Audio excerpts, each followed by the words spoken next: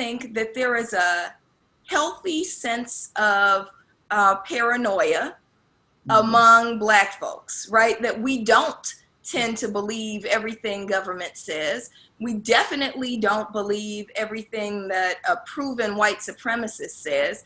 And I don't think anybody Black is injecting themselves with Clorox, right? Because Trump said to do it. But I'd love to get into, sometimes we're condemned for not believing what government says, but that's also been how we've survived. Can you pick up on that a little bit, Chanelle? Absolutely. I think, first off, just listening to him, and I love that, we've been underneath this submissive guide. So this is what your actual freedom looks like. And that's Trump just playing right along with the rest of white men in history. That is actually their ploy. He's doing exactly his job. I mean, that's the job that they signed him up for.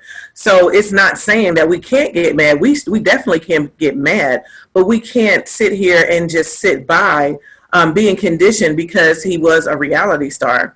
I think that's where Black folks are really in this moment kind of on some type of shaky ground with what we can believe and what we don't believe in. We know for a fact, and regardless of what period of history, we've always been used as science experiments. How do we live so well? How do we live so well in certain climates and things like that? And racism was built off these entire universities built around the manipulation and the molestation of Black bodies. And so here we are again, and that's that generational fear, that post-traumatic stress syndrome that we're having. And it does hit you a little bit, that anxiety. So of course, we're going to believe that there's something else going on instead of, in this administration, it taking place right in front of your face. So we are revisiting a period of history, that early 20th century and 1900s, where we had like robust fascism just there, Mussolini, and then all their little compadres. And then here comes along Hitler, who was like, you know what, this is cool. We can actually do this, and we can actually roll this out. At the same time, those things are taking place with us. Those experiments, those torturous types of situations here in Kentucky, creating the torture that you can utilize during Jim Crow, took place on Black bodies first.